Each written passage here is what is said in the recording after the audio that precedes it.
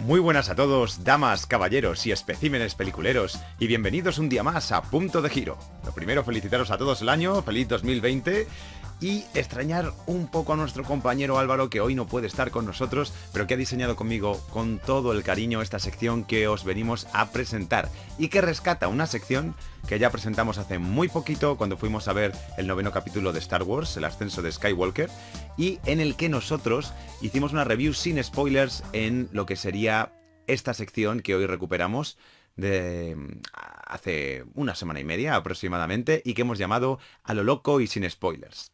Si queréis visitar esa revisión de la película de Star Wars, dejaremos por aquí la tarjetita para que le echéis un ojo.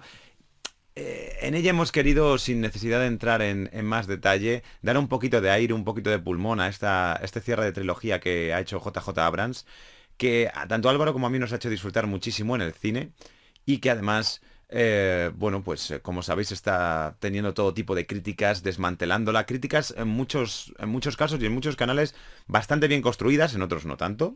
Simplemente exhuman el vapor del odio por todas partes, pero cuando se argumentan, y es cierto que podemos ver muchos detalles de esta película que realmente están muy deslavazados, muy al azar, pero en esta crítica que, como digo, por aquí os vamos a dejar, veréis que solamente compartimos sin intentar sentar cátedra, como solemos viniendo a hacer, o solemos hacer, o hemos estado haciendo en estos últimos vídeos desde que vimos la luz hace muy poquito. Por cierto, que ya somos 125 suscriptores. Muchas gracias a todos los que nos seguís al otro lado y esperamos seguir creciendo en familia en este año. El pulmón que le damos a Star Wars es por esa manera en la que JJ Abrams ha dirigido la película y que nos ha hecho disfrutarla mucho en el cine. Incluso por encima de todos estos detalles que yo entiendo y que yo he revisado de los canales que más seguimos también nosotros, y que en muchos casos, cuando dan una argumentación de peso, realmente hay que quitarse el sombrero y decir que efectivamente así ha sido. Efectivamente así ha sido. Y bueno, sobre esos fallos está la experiencia subjetiva, como decimos, y para nosotros fue una película que nos hizo gozar mucho en el cine, en ese momento. La sección que os traemos hoy, que también es una a lo loco sin spoilers, como hicimos con Star Wars, en este caso va a intentar recoger, sin spoilers obviamente, una recopilación de 6 de las series de las que hemos visto en este 2019, que han sido muchas, entre Álvaro y yo. Recordad que somos unos fanboys. Y de esas 6 series, establecer un ranking de menos a más, en las que Álvaro ha bautizado 3 secciones muy claras, como sección de oro, sección de plata y sección de hojalata. Pero como decimos, vamos a ir de menos a más, desde la hojalata hacia arriba. Vamos a hablar, para no enrollarnos mucho tampoco, porque se podría estar hablando vídeos y vídeos de cada una de estas series independientemente, 3 motivos de por qué hemos incluido en cada una de estas categorías a estas series que vamos a mencionar, o a las temporadas de estas series, que son lo que vamos a analizar, ¿no?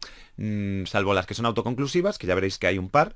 El resto son solo la temporada que hemos visto en este año y lo que nos ha hecho disfrutar más y lo que nos ha hecho disfrutar menos.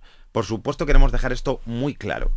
Son, como siempre, análisis subjetivos. No pretendemos sentar cátedra, y desde el conocimiento cinematográfico que hayamos podido adquirir y desde el que vamos a seguir adquiriendo, quizás sea la parte más objetiva, entre comillas. Pero también nos volcamos con vosotros a través de la parte subjetiva, esa parte que nos hace emocionarnos, esa parte que nos hace ir con la historia, correr con ella o pararnos con ella, ver los pequeños detalles, ¿no?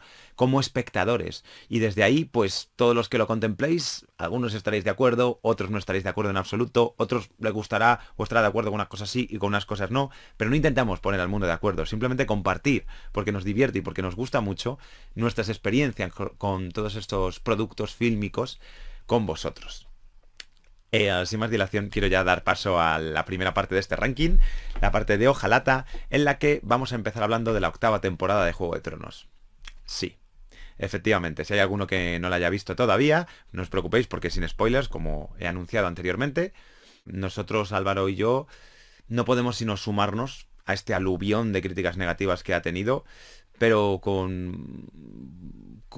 por rescatar 3 cosas, porque podrían comentarse mucho sobre Juego de Tronos, queremos hablar sobre todo de 3 puntos fundamentales. Por un lado, la precipitación del guión, de repente un guión que nos han estado trabajando especialmente las primeras 5 temporadas con tanto cuidado, con tanto mimo, al igual que los personajes, de repente se tira, cosas que suceden porque han decidido que sucedan así, sin un trasfondo, sin un recorrido para llegar allí, cosas que desean cerrar, que algunas incluso podías llegar a pensar, bueno, tampoco es tan ilógico que termine así, pero ¿cómo demonios ha llegado hasta allí si estamos en este otro punto, ¿no? De la historia? Y cosas que directamente no tienen sentido. Es como, ¿en serio? ¿Me estás contando esto ahora? Pero es que eso se aplica a los personajes también, y es una pena. Porque así como se desaprovechan personajes como Jon Snow o el Rey de la Noche, que nos han venido hablando de ese personaje durante toda la saga y cuando por fin viene, es tan breve el paso que tiene que no podemos casi disfrutarlo.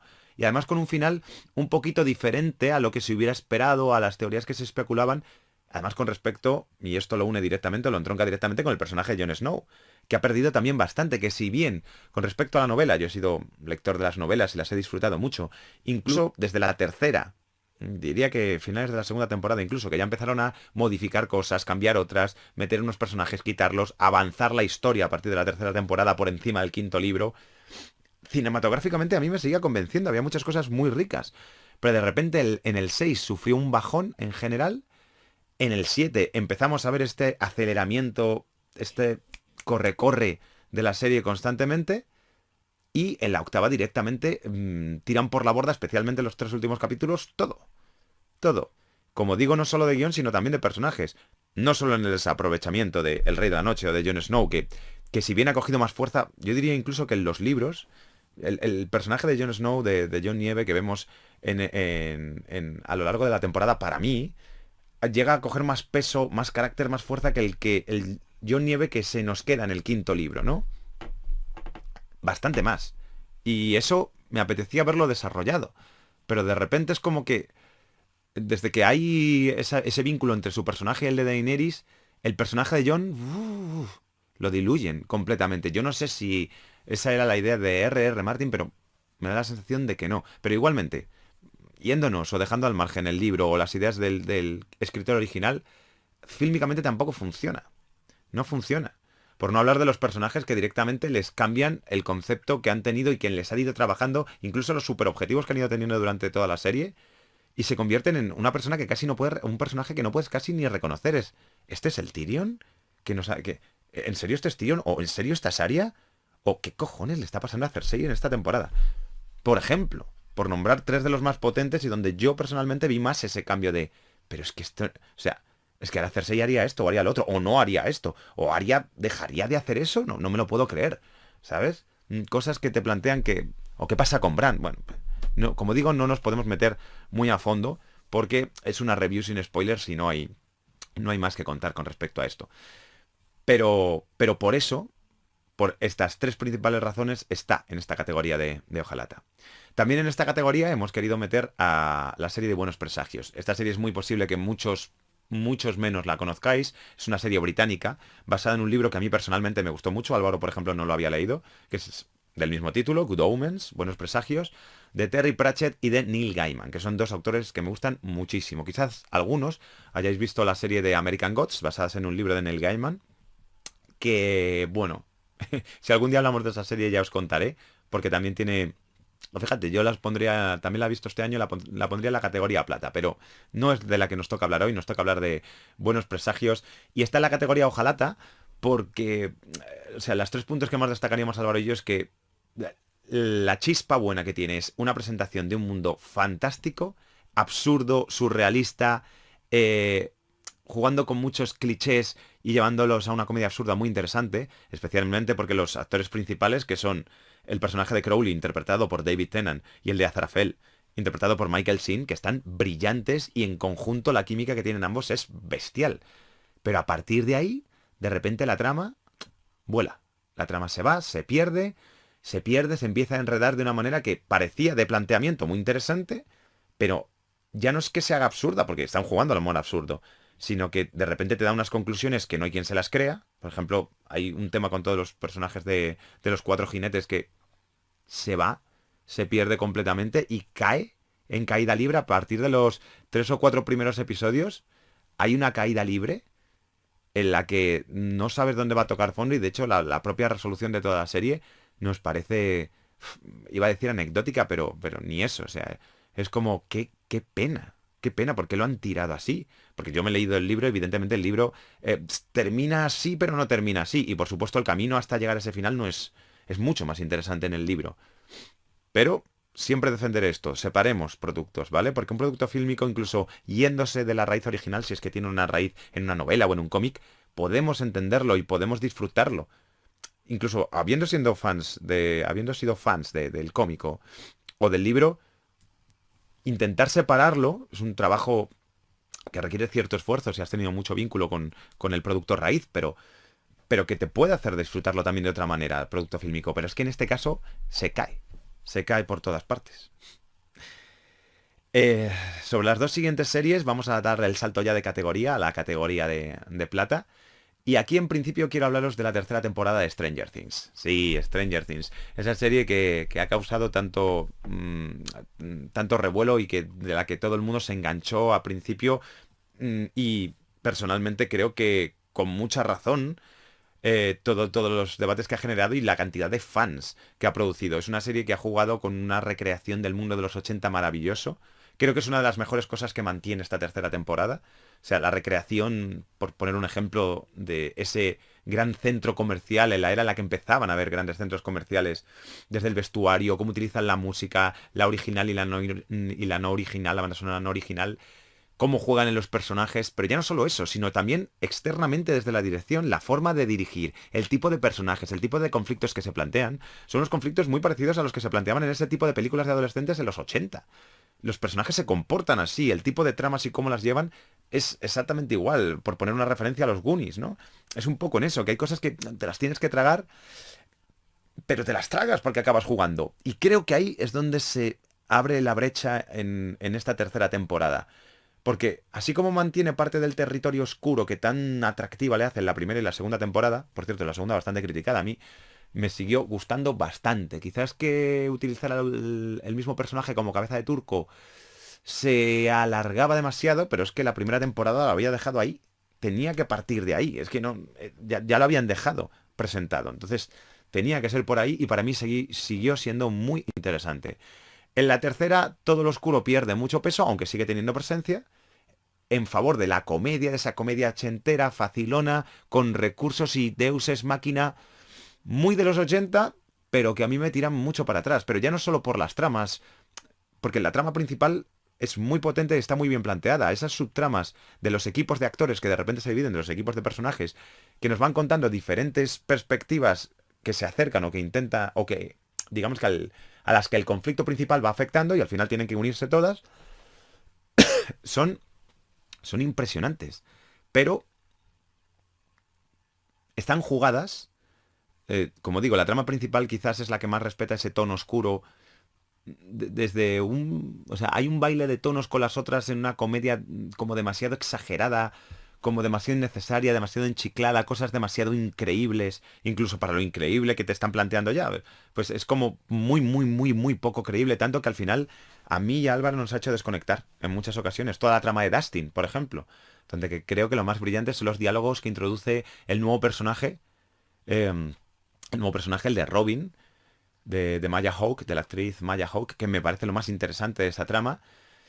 Momento historia interminable. Esto no os hago ningún spoiler, simplemente cuando lo veáis recordaréis Momento historia interminable, que también está como... que además nunca mejor dicho el título de Historia interminable, porque madre mía, cómo enchicla esa escena. Y que creo que los incluyen además en momentos de mucha tensión, pretendiendo que sea una tensión desde la comedia, pero lo exageran tanto, lo llevan tanto a lo... "Uf, esto no hay quien se lo trague", que para nosotros pesa tanto que desarma un poco, desarma la tensión. Y es una pena.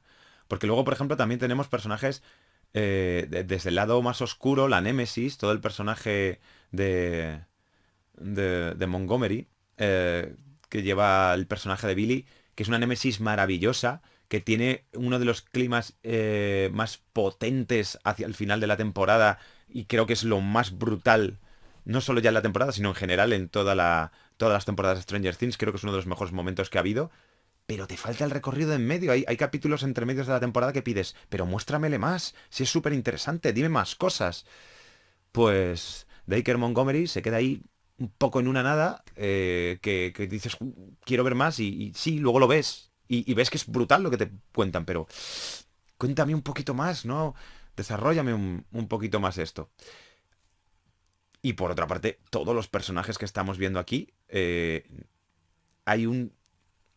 falta una evolución, siguen siendo exactamente igual y comportándose exactamente igual que los que habíamos visto, que ese mismo grupo de chavales, pero ya no los chavales, los adultos también, de las otras 3 temporadas. No hay un avance, no hay un desarrollo de personaje. Por no hablar de los personajes de Hopper, por ejemplo, el personaje de Hopper de David Harbour, o el de Jace de Winona Ryder, todas sus partes juegan a esa comedia tan exagerada, a una actuación tan por encima, tan sobreactuada, que llega un momento que también pierde mucho sentido, ¿no? Pero, claro, eso que está haciendo, llevar al límite la parte de esos personajes que ya hemos conocido, ya sabemos que son así, ¿por qué no cambian? Y en los chavales, como os digo, también es muy evidente. En ellos canta más esa parte tan extremada. Pero en los chicos no lleva a ningún lado. Sí, vemos un poco... Hay algo más las historias típicas de amor adolescente. Además, llevado mucho como el amor adolescente tal y como se entendía a los 80. Pero... no termina de desarrollar. Quizás el personaje que más desarrollo tiene y que sigue siendo, a mi gusto, una de las mejores interpretaciones de la serie es el personaje de Eleven. Es tremendo. El personaje de 11 es brutal y creo que es el que más desarrollo le podemos ver en toda la serie. Ese es el punto a favor. Pero bueno, una cosa, como decía, se equilibra con la otra y por eso lo tenemos en la categoría de plata. Dentro de esta categoría de plata también quiero traer a colación, ahí lo veis en el fondo, Cristal Oscuro. Yo he sido fanático de Cristal Oscuro desde que era pequeño. Es una película que me marcó mucho, la infancia y la adolescencia. Y creo que han sabido reproducir tan bien un universo tan único como era el de las marionetas, un universo que había quedado en los 80 pero del que se declaró rey Jim Henson. Su factoría, pese a toda la producción de Netflix, es la que está detrás y ha sabido recrear tan bien su mundo que esa adaptación tan fiel, tan potente y sobre todo la evolución sobre esa primera película que no podía mostrar ciertas cosas por la tecnología de entonces y que sí están muy aprovechadas desde la tecnología de ahora es una absoluta gozada. Pero no solo para el fan. Álvaro, por ejemplo, no había visto la película anterior y ha disfrutado como un enano. Yo estaba esperándolo como agua de mayo. Había seguido los mangas, los cómics, las historias anejas, la historia de novela gráfica en la que se acabó convirtiendo esa secuela que nunca llegó, aunque sí había fotos del rodaje, y de repente ver a los personajes tan queridos que ya conocíamos y ver todos los demás que suman, es una maravilla. Y no solo es universo, sino la trama de la que parte en la primera mitad de la serie es una absoluta gozada. Incluso con un giro en el que de repente el camino de los personajes tiene que cambiar para otro lado en el quinto capítulo, que está muy bien pensado, está muy bien hilado. El sexto sigue siendo muy interesante, te plantea unos personajes diferentes sobre una base que ya creías que tenías segura y ¡pa! Te la rompe en el sexto y conoces unos personajes muy divertidos. Y todo lo que han construido lo han humanizado tanto, han conseguido que esos personajes llegas a empatizar pese a ser una marioneta, algunas de ellas retocadas con un poco de CGI, pero una marioneta. Y empatizas tanto, claro, esto tiene que ver también un poco con el registro de voces. Tenemos ahí a Taron Egerton, por ejemplo, haciendo del personaje principal de Ryan, o tenemos a Lina Bonham Carter, haciendo de All Modra, que es maravilloso, o tenemos también a Lina Headey recuperando otra vez a Juego de Tronos, haciendo de Modra Farah, que es una pasada en el universo de los Gelflings, cómo nos lo presenta, las diferentes razas, las categorías, es una maravilla. Y sin embargo, todo lo que han construido lo resuelven rápido. No entendemos, Álvaro y yo, todavía muy bien por qué, pero desde el sexto capítulo hasta el final es como...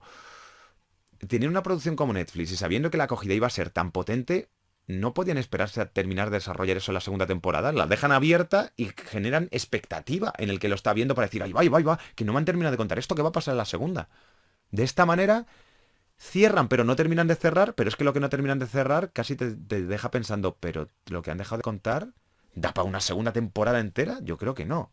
Y encima utilizando cambios en personajes precipitadísimos, después de construírtelos genial, objetos que de repente aparecen, que son fundamentales y vuelven a desaparecer, que no tiene mucho sentido, y una trama en la que se viene anunciando un final épico, un gran conflicto épico, que se queda casi en una reunión de colegas.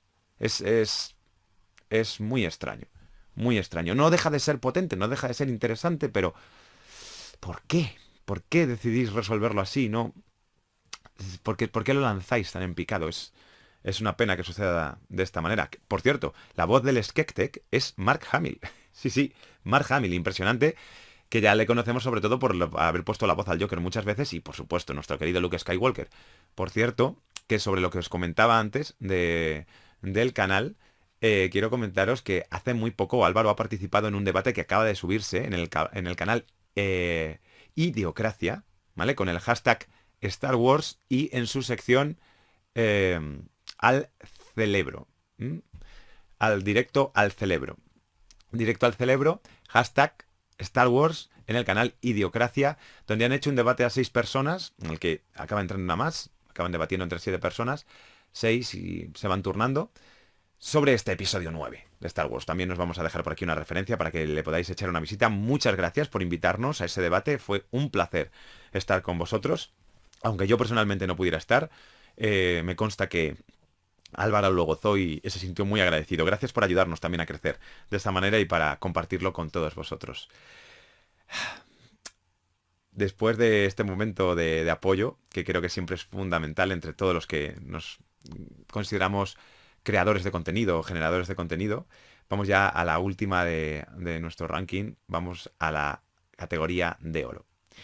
En la categoría de oro hay una miniserie que nos ha marcado muchísimo, que es Chernobyl, por varias cosas. Es la única del ranking, por ejemplo, que adapta un hecho histórico, pero es que no solamente adapta un hecho histórico, sino que lo adapta tan fidedignamente con el original que es absolutamente brutal. Brutal. Además tiene la ayuda de 2 personajes brutales también, que están interpretados por Jared Harris y por Stellan Skarsgård, que para mí siempre va a ser el profesor Lambeau del indomable Will Hunting. Me encanta ese personaje. Siempre ha sido como muy secundario, los grandes premios los consiguió al principio de su carrera, pero aquí lo borda. Y Jared Harris lo acompaña impresionantemente bien. Impresionantemente bien.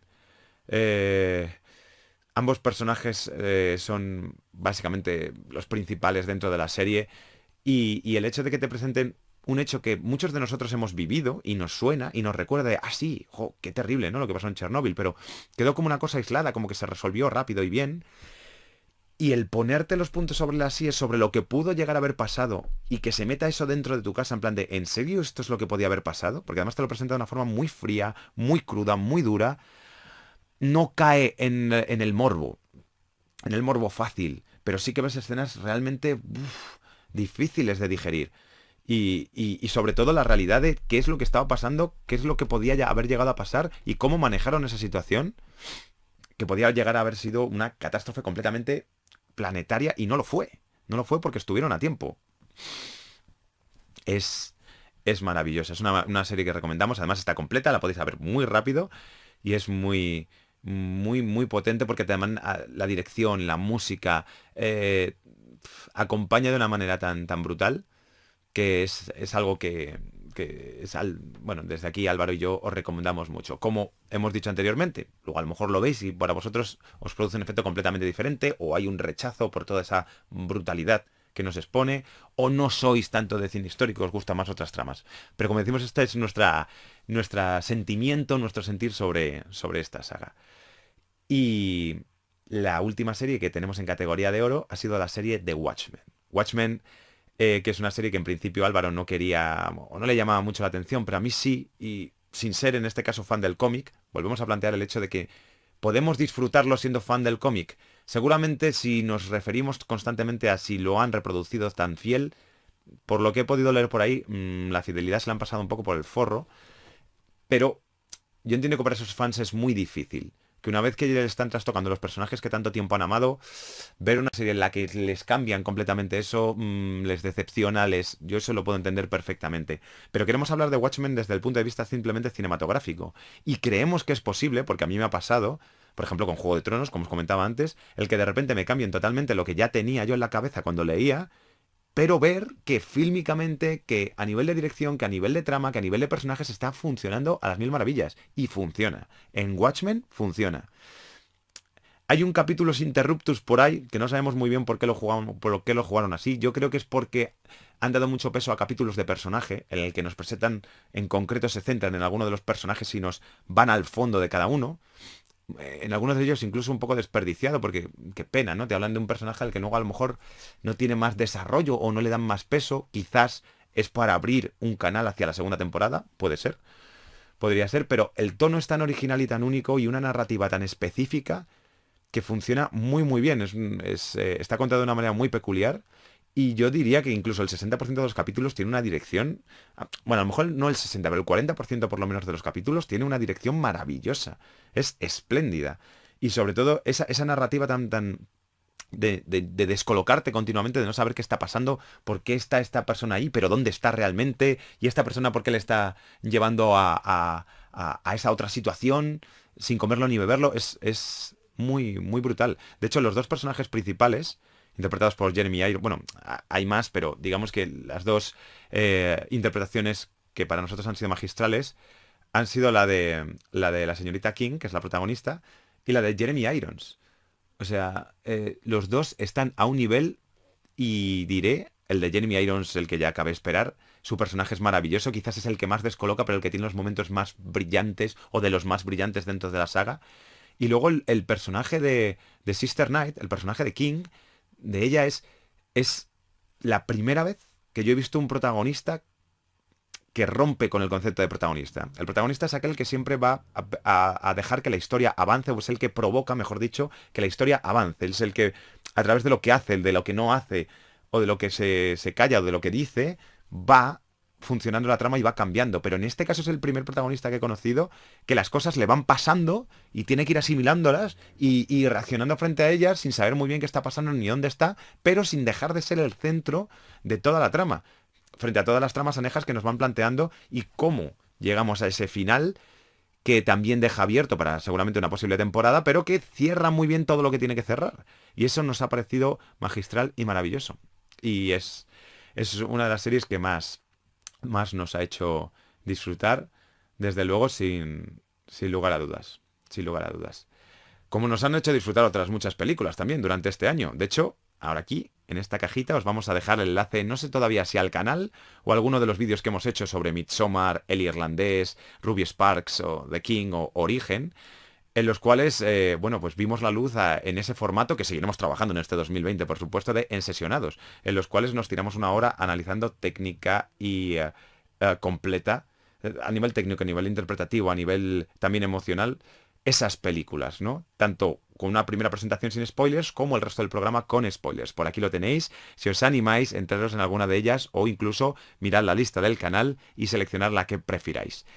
Si os apetece además dejar comentarios aquí en esta caja de este propio vídeo o de los otros vídeos, hacedlo por favor, son más que bienvenidos. Y si ya nos seguís y activáis la campanita, os llevaremos siempre en el corazón. Para nosotros el hecho de que siga creciendo la comunidad es una maravilla, una absoluta maravilla. Ya antes de despedirnos, simplemente recordaros que nos tenéis como Cine.degiro también en Twitter, por si nos queréis unir allí. Allí Álvaro está siempre muy activo y siempre está recordando no solamente toda la actividad que tenemos aquí en YouTube, sino toda la actividad fílmica que él prepara y elabora en casa y que le encanta compartir con vosotros. Así que antes de finalizar, solamente quiero hacer una mención especial a dos series que no han entrado en este ranking, pero que nos han dejado con muy buen sabor de boca. Por un lado, la miniserie de Jim Carrey, Kidding.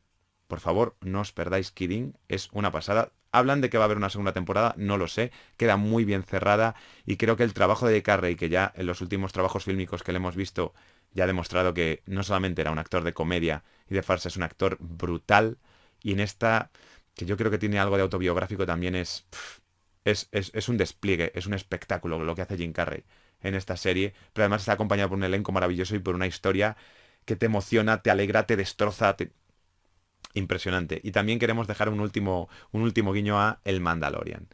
El Mandaloriano porque siendo una serie que ha tenido una parte central en la cual Álvaro y yo nos cogimos así después de ver 3 capítulos que nos habían encantado como no la llevéis por aquí, ¿por qué estáis haciendo esto? De repente ha cerrado con 2 capítulos que hemos dicho uff. A mí me deja un poco en la situación de ostras, si han hecho esto ya en la primera temporada, Nos van a seguir metiendo capítulos como la mitad de esta que son un poco de relleno y además sin sentido y muy poco cuidados. Ya no solo por el guión, que no tiene mucho sentido, que además no aporta casi nada a la... Bueno, o nada, yo diría que nada, a la trama principal, sino que además están poco cuidados, no se desarrolla el personaje, ¿no? Hay muchos fallos en este sentido. Pero al final te deja un sabor de boca muy interesante. Serían nuestras dos últimas recomendaciones para este vídeo. Para despedirme, simplemente mandaros un saludo de nuevo, desearos un 2020 maravilloso, muy feliz, que disfrutéis de cada instante que tenéis. Y ya sabéis, nosotros vamos a seguir por aquí. Dejadlo en comentarios, seguidnos, ved nuestros vídeos y sobre todo seguid disfrutando del cine. Recordad que si os gusta el cine, nosotros somos Punto de Giro. Somos Álvaro y David y esto es nuestro canal. Gracias a todos.